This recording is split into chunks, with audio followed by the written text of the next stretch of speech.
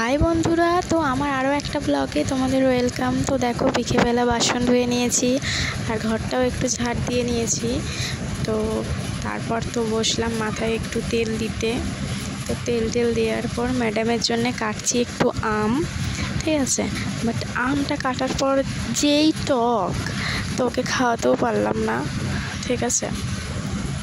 So তোমরা সবাই কী করছো কমেন্টে জানিও। হ্যাঁ, তো ওকে আমটা তো খাওয়ানো গেল না। তো বিকেলবেলা এবারে বিকেলের চা হবে, দুধ চাল হবে।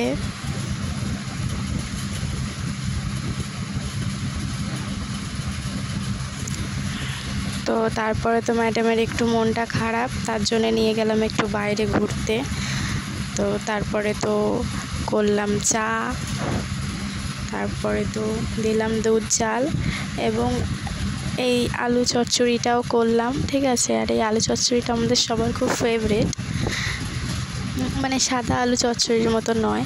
তারপর তো করলাম রুটি। আর রাতের খাওয়া দাওয়াটা শেয়ার করা হলো না, কারণ অনেকটাই রাত হয়ে গেছিলো।